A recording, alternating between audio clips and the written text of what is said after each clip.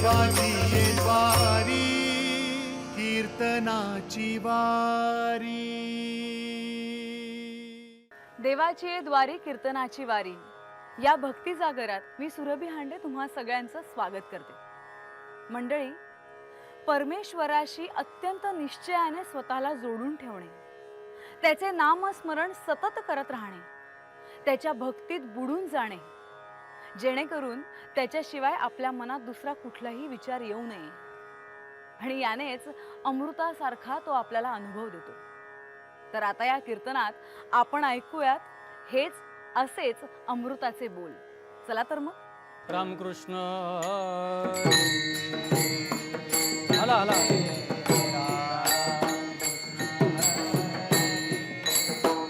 हरी जय जय राम कृष्ण, हरी जय जय राम,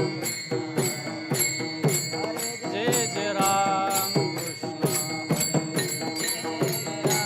हा हा, जय जय राम कृष्ण, हरे राम, जय जय राम कृष्ण, हरे राम, जय जय राम कृष्ण, हरे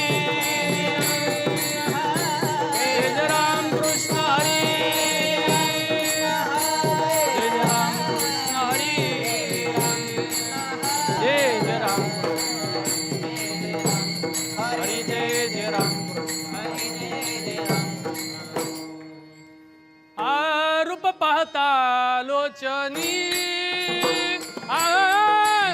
रूप पाहता लोचनी, रूप पाहता लोचनी, रूप पाहता लोचनी, रूप पाहता लोचनी, सुख झाले हो सजनी, रूप पाहता लोचनी, सुख झाले ओ साजनी, सुख झाले ओ साजनी, सुख झाले ओ साजनी, तो हा विठ्ठल बरवा, तो हा विठ्ठल बरवा. रूप पाहता लोचनी, सुख झाले हो सजनी, रूप पाहता लोचनी, सुख झाले हो साज, सुख झाले हो साजनी, सुख झाले हो साजनी, साजनी तो हा विठ्ठल बरवा, तो हा विठ्ठल बरवा. बहुत सुकृताची जोडी, मनोनी विठ्ठली आवडी,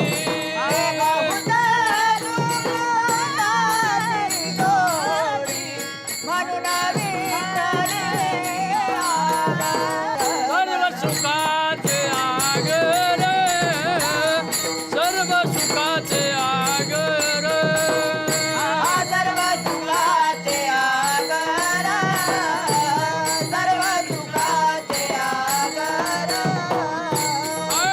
बाबर घुमा देवी बर, बाबर घुमा, देवी वर, तो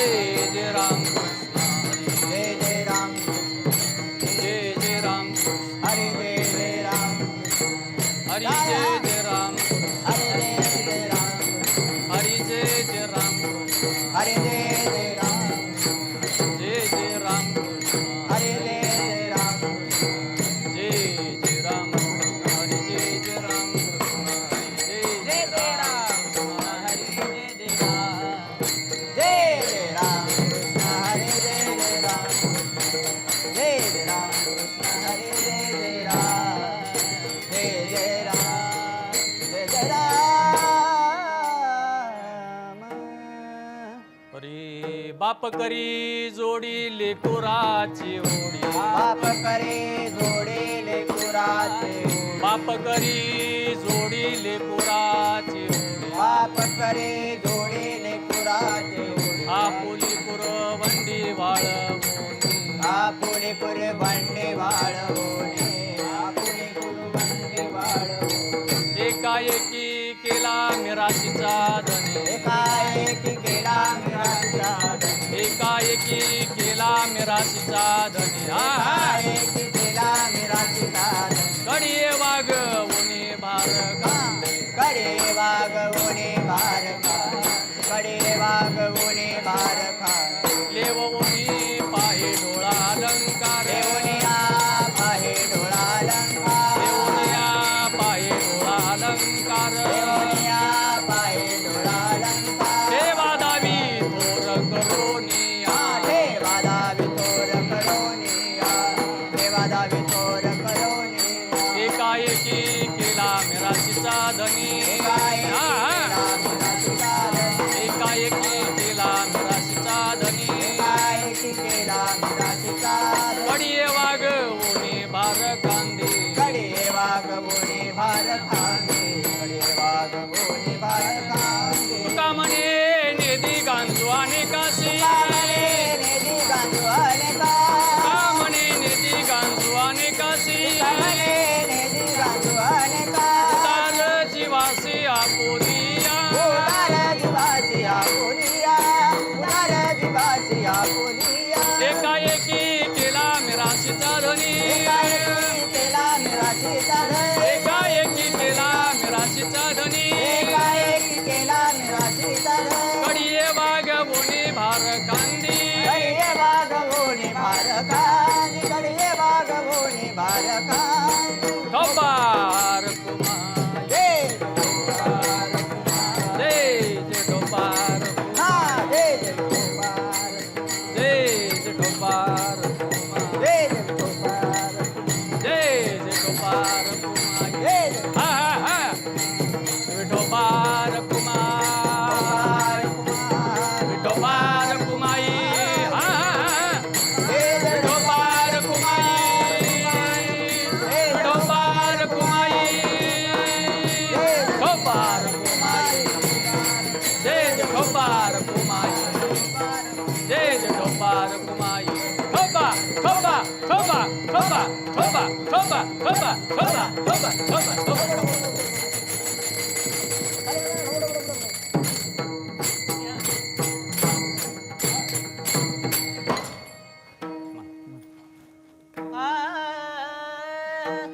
बाप करी जोडी लेकुराची ओढी बाप करी जोडी लेकुराची बाप करी जोडी लेकुराची ओढी बाप करी जोडी लेकुराची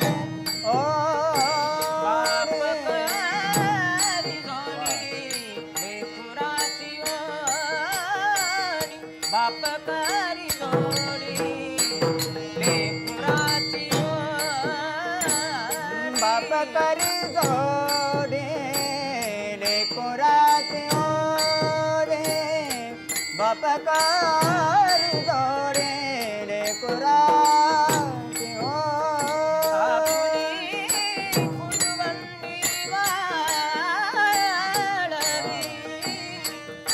आपुली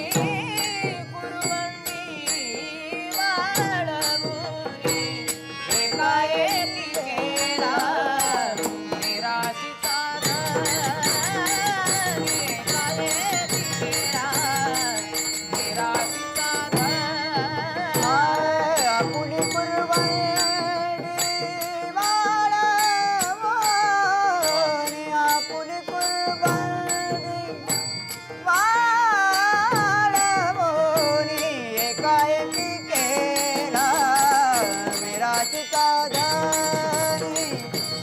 एकाएकी केला निराशिता देवा गगनी मार खाली.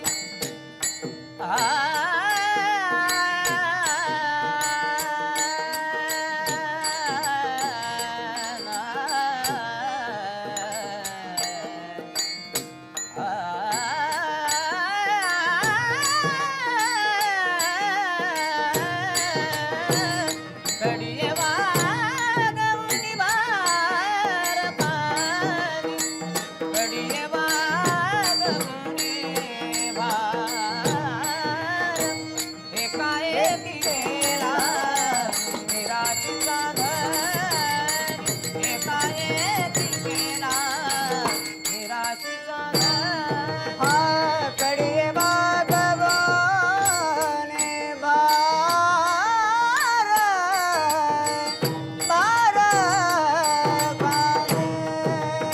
घडिये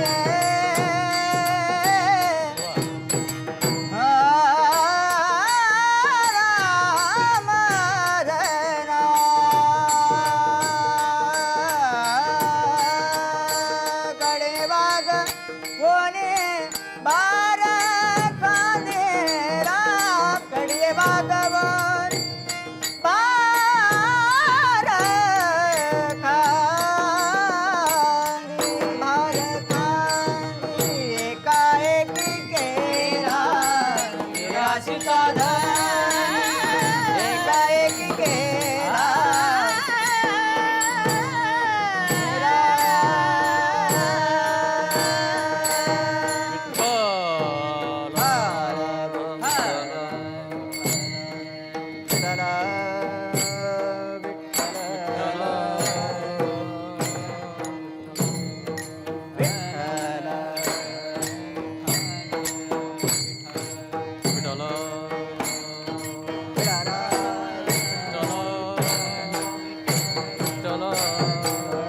पावल्या पावल्या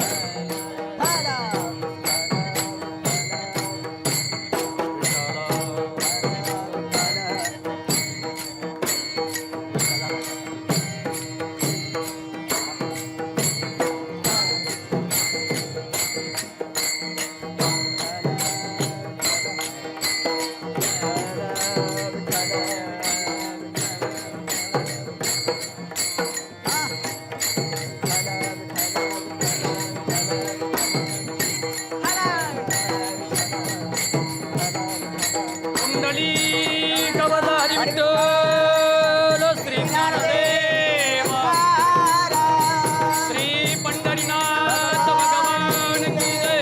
माऊली ज्ञानेश्वर महाराज, जगद्गुरु तुकाराम महाराज, छत्रपती शिवाजी महाराज, धर्मवीर संभाजी महाराज. हर हर हर हर हर.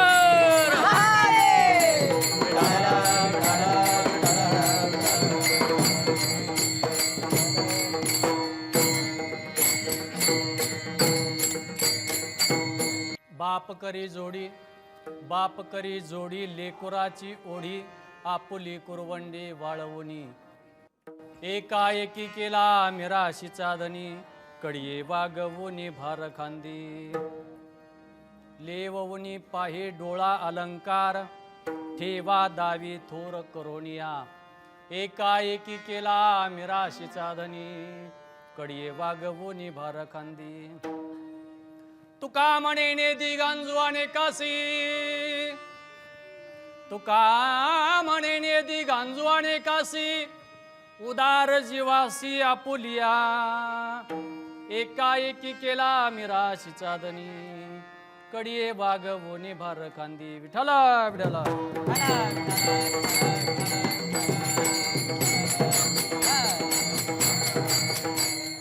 बाप करी जोडी, लेकुराची ओढी, आपुली कुरवंडी वाळवणी.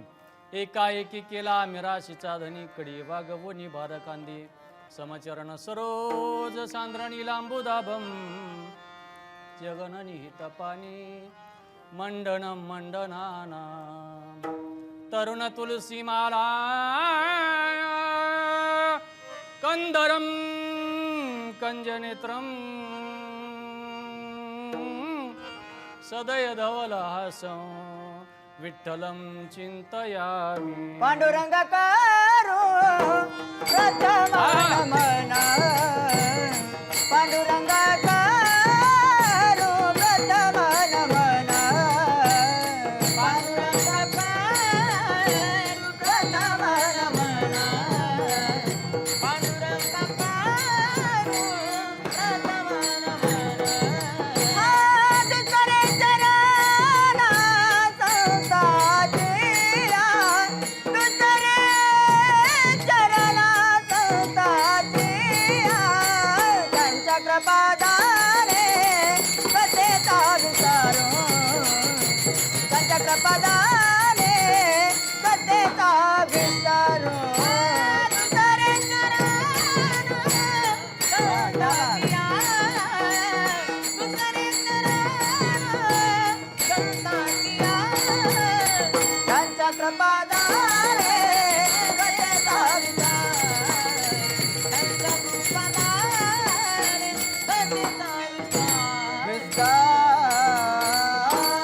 पांडुरंगा करू प्रथम नमन दुसरे चरण संताचिया त्यांचे कृपादाने कथेचा विस्तारो बाबाजी सद्गुरु दास तुकाजा यांचे केले स्मरण होय सकळ विद्यांचे अधिकरण त्याची वंदू श्री चरण श्री गुरूंचे ते नमस्कारो निहाता अलंकापुरी रम्य सिंहासनस्थं पदांभोज तेजस्फुर्दिक प्रदेशम इंद्रादिदेवै सदा स्तूयमानं समाधिस्थमूर्ती भजे ज्ञानदेव. ओम नमो ज्ञानेश्वराय हा. ओम नमो ज्ञानेश्वराय ओम नमो ज्ञानेश्वराय ओम नमो ज्ञानेश्वराय ओम नमो ज्ञानेश्वराय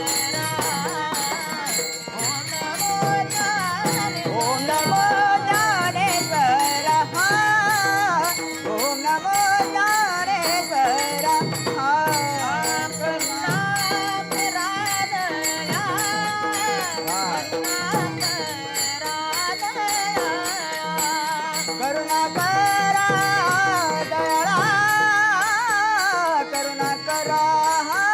ओम नमो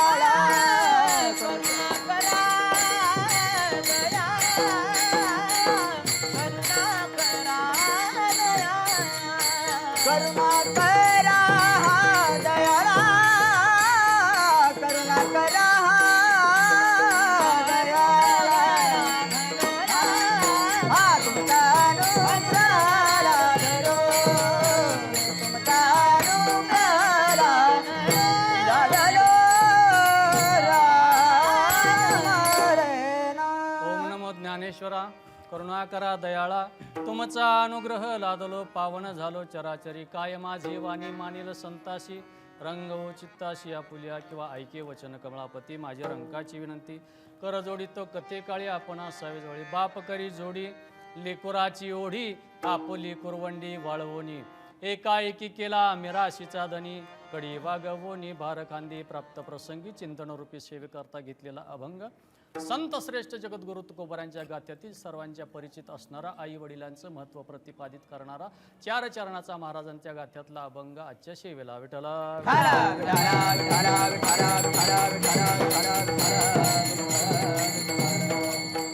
देवाची द्वारी कीर्तनाची वारी या मालिकेच्या अंतर्गत सुरू असलेला हा सुंदर असा उपक्रम आणि या उपक्रमातील माझ्यासारख्या पामराच्या वाट्याला आलेली ही सेवा. तसं पाहायला गेलं तर मी काय फार मोठा विद्वान नाही, पण तरीसुद्धा एक वाक्य सांगून जाईन आत्ताच्या कीर्तनामध्ये.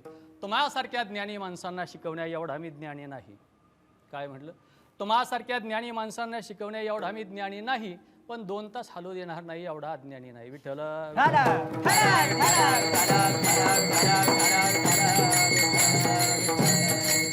या अभंगामध्ये जगद्गुरु तुकोबाराय आई बापाचं महत्त्व प्रतिपादित करतायत आणि या अभंगामध्ये जगद्गुरु तुकोबाराय सांगतात बाप करी जोडी लेकोराची ओढी आपुली कुरवंडी वाळवणी. अरे बाप त्याला म्हणायचं असतं की जी स्वतःच्या शरीराकडं प्रसंगी आपल्या देहाकडं कधी विचार करत नाही, देहाचा कधी विचार करत नाही, पण आयुष्यभर आपल्या लेकरासाठी राबत असतो. त्या राबणाऱ्या व्यक्तीचं नाव आहे महाराज बाप.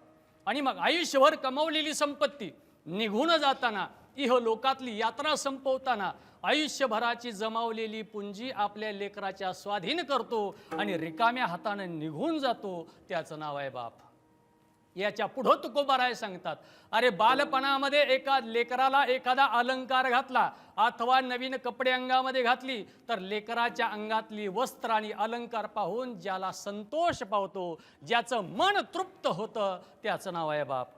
आणि जगद्गुरु तुकोबाराय सांगतात, अरे बाबा रे, आयुष्यभर महाराज जो गांजत राहतो आणि लेकराच्या हितासाठी तळमळ करत राहतो, प्रसंगी स्वतःच्या प्राणाचाही कधीच विचार करत नाही, पण लेकराच्या हिताचा आयुष्यभर ज्याच्या डोक्यामध्ये विचार असतो आणि लेकरासाठीच राबतो, त्याचं नाव आहे बाप. हा अभंगाचा सरळ अर्थ आहे. विठ्ठला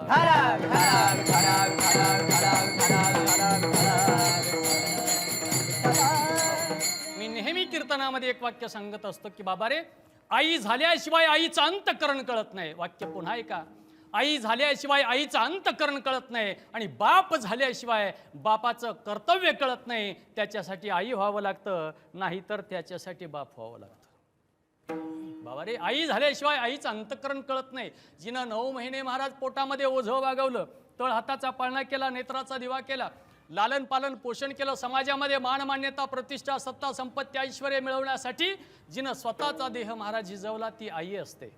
आणि म्हणून आई झाल्याशिवाय आईचं अंतःकरण कळत नाही. अरे जगद्गुरु तुकोबाराय सांगतात की लेकराच्या हिताचा कळवळा कोण वाहत असेल तर ती केवळ आई असते. लेकराचे हित वाहे माऊलीचे चित्त, आईसी कळवळ्याची जाती, करी लाभाविन प्रीती. निरपेक्ष जीवावर प्रेम जर कोण करत असेल तर ती महाराज आई असते. आणि निस्वार्थ प्रेम, त्याचं मातृत्वाचं नाव महाराज आई आहे. आणि म्हणून जगाच्या बाजारामध्ये सगळ्या गोष्टी विकत मिळतील, प्रयत्न, पैसा आणि सत्ता. प्रयत्न, पैसा, सत्ता या 3 गोष्टी असल्यावर जगातली पाहिजे ती गोष्ट महाराज विकत घेता येते प्रयत्नानं. प्रयत्नानं आज जगाच्या बाजारात काही मिळत नाही. असाध्य ते साध्य करिता सायास कारण अभ्यास, तो का म्हणे प्रयत्नानं काहीही करता येईल. पैसा, आता अलीकडच्या काळामध्ये जग जिथं येऊन ठेपलं हे, त्याचं नाव आहे पैसा. पैशानं या बाजारात काही विकत मिळत नाही, पाहिजे ते पैसा असल्यावर मिळेल. म्हणून प्रयत्न, पैसा आणि तिसरी गोष्ट सत्ता. सत्ता आल्यावर सर्व काही करता येईल. ऐका, प्रयत्न, पैसा आणि सत्ता या 3 गोष्टी महाराज पाहिजे ती गोष्ट मिळवून देतात. पण गेलेले आई आणि बाप, प्रयत्न, पैसा आणि सत्ता किती जरी असेल तर आईबाप मात्र पुन्हा या बाजारात मिळत नाहीत. विठ्ठला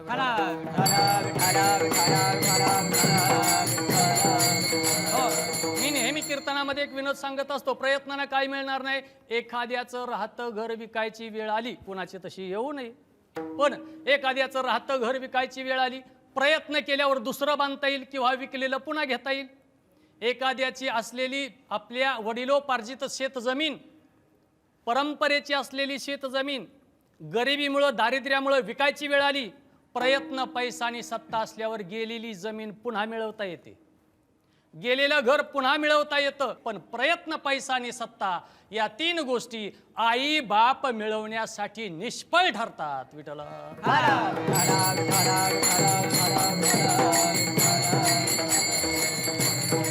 आणि म्हणून एका कवीने सांगितलं, रे जगाच्या बाजारात जरी तुला सगळं काही मिळत असेल, तू किती धनवान असशील, श्रीमंत असशील, सत्तावान असतील, जगामध्ये तुला मानमान्यता प्रतिष्ठा सगळं काही असेल, पण जगामध्ये तुला जन्म देणारे आई आणि बाप यांची जर मायेची सावली नसेल, अरे जिनं तळहाताचा पाळणा केला, अरे जिनं मायेच्या पदराच्या आड घातलं, शाळेत नोंद आल्याबरोबर जिनं महाराज आमचा पदरच डोळ्याला लावला आणि आमच्या डोळ्याची आसवं पुसली, अरे मांडीवर घेतलं जिनं स्तनपान केलं, शाबासकीची पाठीवर जिनं थाप मारली, अनेक खोड्या केल्यानंतर ज्या वेळेला सगळीच मिळून येतात आणि लेकराचं महाराज नको त्या खोड्या सांगतात, त्यावेळेला आई म्हणते माझं लेकरू तसं.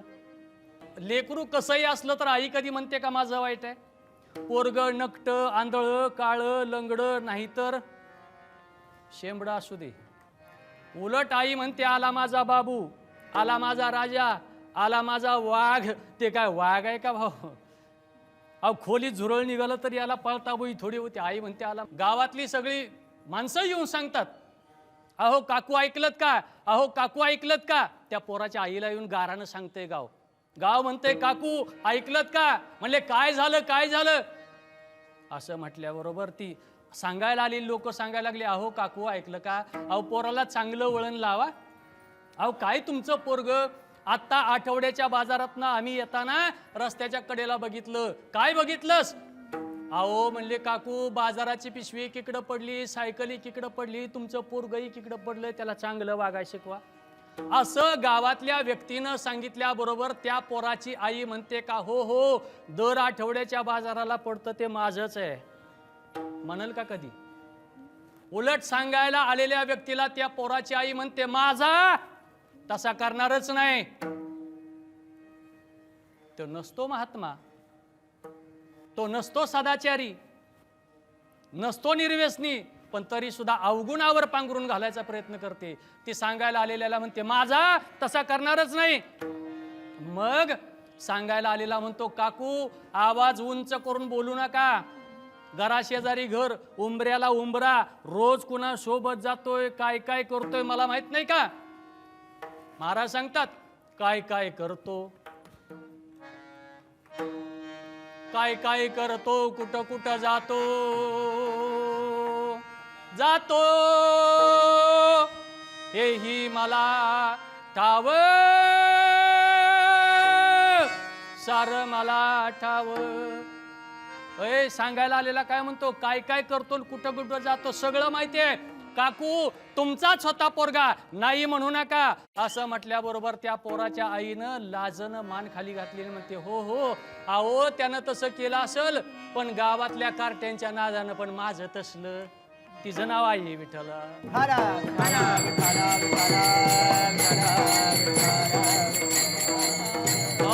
आणि म्हणून एका कवितेमध्ये एका कवीनं गोड वर्णन केलं, फक्त एक ओळ म्हणून दाखवतो. स्वामी तिनी जगाचा आई विना भिकारी, आई विना भिकारी, आई विना भिकारी. वा, महाराज सांगतात अरे आई ती आईच असते. आणि म्हणून मी सुरुवातीला कीर्तनाच्या प्रारंभी एक वाक्य वापरलं, आई झाल्याशिवाय आईचं अंतःकरण कळत नाही. मी आजच्या या कीर्तनामध्ये तुम्हाला रामायणातली एक आई सांगणार आहे, रामायणातला एक बाप सांगणार आहे. विठ्ठल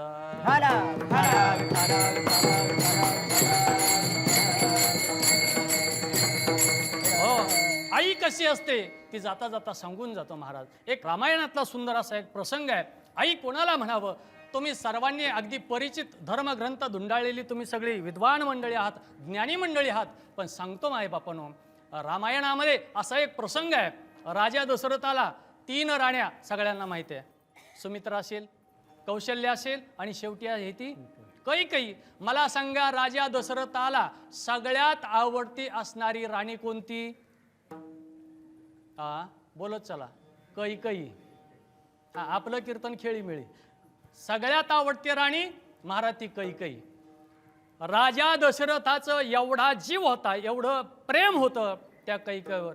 महाराज राजा दशरथाला 3 राण्यापैकी कैकेयी जर एवढी आवडत असेल तर ती कैकेयी होती कशी माहिती आहे का? गुणवान, रूपवान, उंचपुरी, गोरी गोमटी आणि कर्तृत्ववान. ऐका, एवढी चांगली होती. पण प्रश्न असा निर्माण होतो, राजा दशरथाला 3 राण्यापैकी जर कैकेयीच राणी सगळ्यात जास्त आवडत असेल तर आजकालच्या स्त्रिया आपल्या पोटी मुलगी जन्माला आल्यावर आपल्या लेकीचं आवडीनं नाव कैकेयी का ठेवत नाही ही शंका आहे. विठ्ठल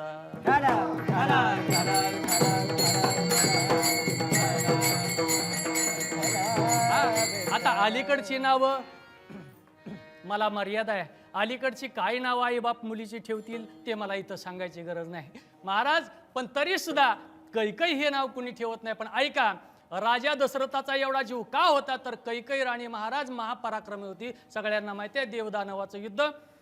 राजा दशरथानं स्वतःचा रथ ज्या वेळेला स्वर्ग लोकामध्ये नेला आणि त्यावेळेला देवदानवाचं युद्ध झालं, ज्या वेळेला रथाचा कणा मोडला त्यावेळेला त्या कण्यामध्ये स्वतःचा वज्रदेही हात कोणी घातला होता? कैकेयीनं. आणि त्याच प्रसंगामध्ये जर कैकईनं त्या रथाच्या कण्याच्या जागेवर स्वतःचा हात जर घातला नसता तर युद्ध जिंकता आलं नसतं. कैकईमुळं युद्ध जिंकता आलं. राजा दशरथानं स्वर्गात वचन दिलं होतं. आताची लोक आता दिलेला शब्द पाळत नाहीत, पण राजा दशरथानं स्वर्गातला शब्द पाळला बरं का. आणि मग राजा दशरथानं शब्द दिला होता, मी तुझ्या या कर्तृत्वावर खुश आहे, तुला जे काय मागायचं असेल तो वर मागून घे. त्यावेळेला कैकईनं सांगितलं, एवढी घाई नको. घाईमध्ये माणसानं कोणताही निर्णय घ्यायचा. कीर्तनातल्या काय काय गोष्टी बारकावा जरा ऐकून घेत जा, माझी सातारकडची भाषा आहे. घाईमध्ये कोणताही निर्णय घ्यायचा नाही. कैकईनं सांगितलं, ज्या वेळेला प्रसंग येईल त्यावेळेला मी निश्चित मागून घेईल. चला, युद्ध संपलं. राजा दशरथ पुन्हा खाली आला. आणि मग या तीनही राण्यांचं मिळून ज्या वेळेला त्या तीनही राण्यांसाठी पुत्र कामिष्ठी नावाचा यज्ञ केला राजा दशरथानं. आणि मग शरयू नदीच्या तीरावर हत्तीच्या सोंडे एवढी जाड देशी गाईच्या तुपाची धार घालून वर्षभर यज्ञात आहुती टाकल्यानंतर पुत्र कामिष्ठी नावाचा यज्ञ संपूर्णत्वाला गेला. आणि त्यातून यज्ञ नारायण संतुष्ट पावला आणि पायस पात्र घेऊन म्हणजे प्रसाद तीनही राण्याला दिला. प्रसंग सगळ्यांना माहिती आहे की पुन्हा राम, लक्ष्मण, भरत आणि शत्रुघ्न ही मुलं जन्माला आली. पण ऐका, ही मुलं भविष्यामध्ये मोठीही झाली. मला प्रसंग सांगून वेळ घ्यायचा नाही. पण ज्या वेळेला राजा दशरथाचा महाराज राज्याभिषेक होणार होता त्याच वेळेला कैकई नावाच्या राणीसोबत माहेरून राजा दशरथाच्या आणि कैकईच्या लग्नातच कैकईच्या वडिलांनी कैकई सोबत एक पाठ राखी पाठवली होती. नवरीच्या सोबत येतात तिला काय म्हणतात? संगुली. काही भागात पाठ राखी म्हणतात. ती पाठवली होती. तिचं नाव मंथरा. इकडं राज्यकारभार सुरू होणार आहे. भगवान प्रभू रामचंद्र राज्याच्या गादीवर सिंहासनावर बसणार आहेत. तेवढ्यामध्ये ती मंथरा महाराज बागेमध्ये फुलं आणायला गेलेली आहेत. कैकई स्वतःच्या हातानं सुवर्णमाला तयार करते की माझा राम महाराज अयोध्येच्या गादीवर बस. मंथरा. इकडं राज्यकारभार सुरू होणार आहे. भगवान प्रभू रामचंद्र राज्याच्या गादीवर सिंहासनावर बसणार आहेत. तेवढ्यामध्ये ती मंथरा महाराज बागेमध्ये फुलं आणायला गेलेली आहेत. कैकई स्वतःच्या हातानं सुवर्णमाला तयार करते की माझा राम महाराज अयोध्येच्या गादीवर बसणार आहे. ऐका माव्या पुन्हा. आणि मग तेवढ्यामध्ये ती मंथरा आली. ज्या वेळेला ती मंथरा तिथं आलेली आहे त्यावेळेला महाराज कैकईला सांगते, राणीसाहेब एक गोष्ट बोलू का? म्हणले, काय मंथरे? अहो काय नाही म्हणले, तुमच्या वडिलांनी तुमच्या हितासाठी मला सोबत पाठवलं की प्रसंगी काही निर्णय तुम्हाला घेता आला नाही तर तुमच्या हिताचा निर्णय मी सांगावा म्हणून तुमची पाठ राखीन म्हणून मी आलेली आहे. म्हणले, का? अहो तुमच्या सवतेचा मुलगा आज सिंहासनाच्या गादीवर बसतोय, राज्यकारभार होतोय, अयोध्येचा राजा होणार आहे आणि प्रभू राम अयोध्येचा राजा होतोय म्हणजे तुमच्या सवतीचा सावत्रीचा असणारा तो मुलगा सिंहासनावर बसतोय आणि तुमचा मुलगा मात्र त्याची सेवा करतोय, हे बुद्धीला पटत नाही. प्रसंगी विकल्पांतकरणामध्ये निर्माण झाला. कैकई तेवढ्यामध्ये गेलेली आहे. राजाला वर मागून घेतलेला आहे. महाराज, भगवान प्रभू रामावर सगळ्यात जास्त जीव जर कोणाचा असेल तर कौशल्याचा, सुमित्रेचा. बोलत चला. कौशल्याचा जीव होता रामावर. कदाचित असेलही कौशल्याचा, कारण तो तिचाच होता. स्वतःचाच पोरगा असल्यावर स्वतःचा जीव असणं साहजिक आहे. मग कौशल्याचा जास्त जीव होता का सुमित्रेचा होता का कैकईचा होता? तर याचं उत्तर मी कीर्तनामध्ये देऊन जाईन. माझ्या भगवान प्रभू रामावर सगळ्यात जास्त प्रेम 3 राण्यापैकी 3 आईपैकी कोणी केलं असेल तर ते कैकईनं. विठ्ठल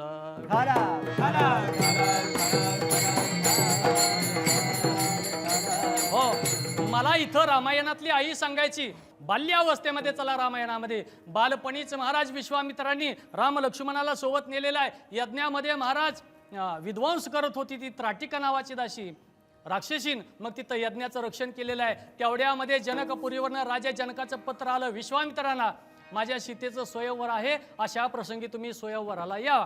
राम लक्ष्मण छोटेसे आहेत. विश्वामित्र निघाले, सोबत राम लक्ष्मणालाही सोबत घेतले.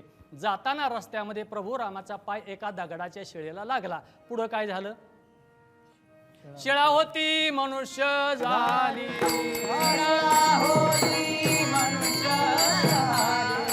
थोर कीर्ती वाकाली,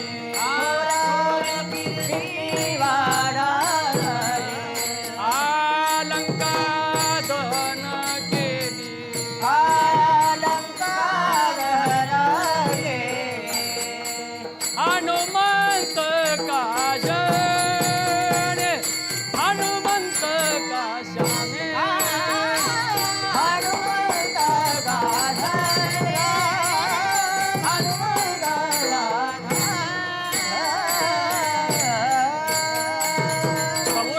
चरण स्पर्श झाला. पुढं शिळेतनं अहिल्याचा उद्धार झाला. प्रसंग तिथं सोडून द्या. पुढे गेल्यानंतर सीता स्वयंवर झालं. भगवान प्रभू रामानं वरमाला घातली. आता ही नववधू, सीता असणारी नववधू आता अयोध्याच्या दिशेनं निघालेली आहे. महाराज सुंदर असा रथ सजवलेला आहे. प्रभू राम त्यामध्ये बसलेत. सुंदर भरजरी वस्त्र घातलेलीत. बाजूनं महाराज रेशमी पडदे त्या रथाला लावलेले आहेत. आणि नववधूचा महाराज पहिलं लक्ष्मीचं पाऊल त्या रथामध्ये पडलं आणि रथ महाराज अयोध्येच्या दिशेनं निघाला. आणि बघता बघता ही बातमी सगळ्या अयोध्येत पोचली. अहो म्हणले, ऐकलत का? रघुकुलाची सून आता येते, रथ निघालेला आहे. आणि एवढ्यामध्ये महाराज रथाचा आवाज यायला लागला, घोड्यांच्या टापाचा आवाज यायला लागला. आणि एवढ्यामध्ये महाराज धूळ आसमंतात उडायला लागली. महाराज तिथपर्यंत आलेले आणि तिथं आल्यानंतर प्रश्न निर्माण झाला. अयोध्येच्या वेशीत आल्याबरोबर रथ थांबला. ऐका, रथ थांबल्याबरोबर 3 राण्या समोर गेल्या. कशासाठी? असणाऱ्या नववधूचं मुख बघण्यासाठी. याला म्हणतात सुनमुख. सुनचं मुख बघण्यासाठी. अजूनही फार मोठी प्रतिष्ठा आहे ती. सुनमुख बघायला या 3 राण्या गेल्या. कौशल्या म्हणते सुनमुख पहिल्यांदा मी बघणार. सुमित्रा म्हणते पहिल्यांदा सुनमुख मी बघणार. कैकई म्हणते पहिल्यांदा सुनमुख मी बघणार. राजा दशरथाला प्रश्न पडला की पहिल्यांदा सुनमुखाचा नंबर कोणाला द्यावा? साहजिकच राजा दशरथानं नंबर दिला कैकईला. कैकईनं महाराज ते रेशमी वस्त्र बाजूला सारले, पडदे बाजूला सारल्याबरोबर सीतामातेचं अगणित लावण्य पाहिलं, आदिमाया शक्तीचं स्वरूप पाहिलं. आणि पाहिल्याबरोबर महाराज औक्षण झालं, निरांजनी ओवाळी. आणि कैकई नावाच्या मातेनं, कैकई नावाच्या सासूनं सीता नावाच्या सुनेच्या हातात आपल्या कमरेची चावी काढली आणि सुनेच्या हातात दिली. आजच्या कीर्तनात मी एक निवेदन देऊन जाईन की बाबा रे सासवांनो, सुनचं मुख म्हणजे सुनमुख बघायचं असेल तर बघताना नवीन काय सोनं नाणं दागिनं घेऊ नका, पण फक्त कमरेची चावी तेवढी सीतेकडे द्या. विठ्ठल. आणि मग ती कमरेची चावी दिल्याबरोबर ती सामान्य महालाची चावी नव्हती. एक रत्नजडित महाल बांधलेला होता. त्या महालामध्ये प्रवेश केलेला आहे. आणि प्रवेश केल्याबरोबर महाराज सांगितलं, दरवाजा उघडला. प्रभू राम सीतामाता आतमध्ये गेली. पाहिलं तर त्या रत्नजडित महालाच्या प्रत्येक भिंतीवर महाराज रक्ताचा सडा पडला होता, मानवी रक्ताचा. प्रभू राम आले. कैकई नावाच्या आईला विचारलं, आई हे मी काय पाहतोय? त्यावेळेला महाराज त्या कैकई नावाच्या आईनं सांगितलं, मला इथं आई सांगायची, अंडरलाईन करा. ती आई सांगते, म्हणले प्रभू रामा, अरे तू ज्या वेळेला लहानपणामध्ये ज्या वेळेला विश्वामित्रांच्या सोबत अरण्यामध्ये गेला आणि वेळोवेळी मला तुझं स्मरण झालं, त्यावेळेला प्रत्येक स्मरणाच्या वेळेला तुझा वियोग मला सहन झाला नाही. आणि ज्या ज्या वेळेला तुझी आठवण झाली त्या त्या वेळेला मी या भिंतीवर माझं डोकं आपटायचे आणि त्यातून रक्तस्राव व्हायचा. आणि सांडलेल्या रक्तामध्ये प्रभू रामा मी तुझं प्रतिबिंब पाहायचे. याला म्हणतात आई.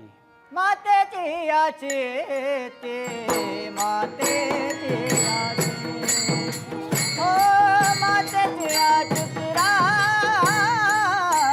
मातेची याचे, मातेची याची, मातेची याची, मातेची याची, मातेची याची. हे अवघी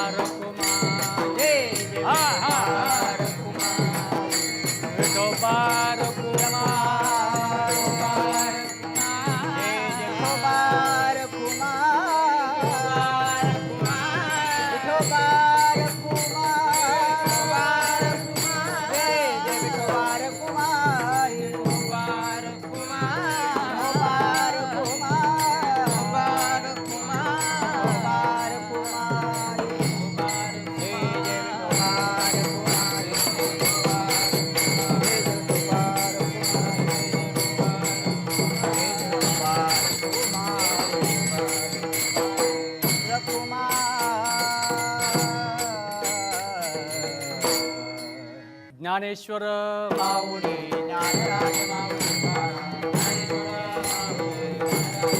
महाराज ज्ञानेश्वर माऊली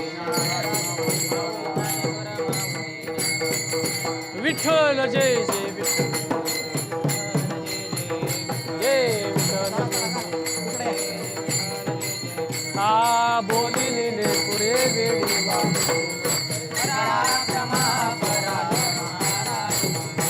हा नाही विचारिला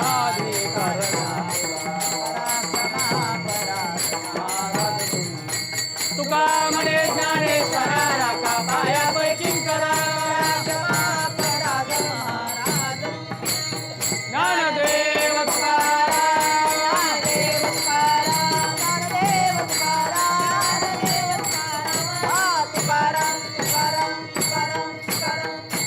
कुंडली कमल विठ्ठल श्री ज्ञानदेव पंढरीनाथ भगवान की जय माऊली ज्ञानेश्वर महाराज की जगद्गुरु तुकाराम महाराज की बोलो रे भाई सब संतन की जय. तर मंडळी आज आपण इथेच थांबूयात आणि भेटूयात पुढच्या कीर्तनात. तोपर्यंत जय हरी विठ्ठल.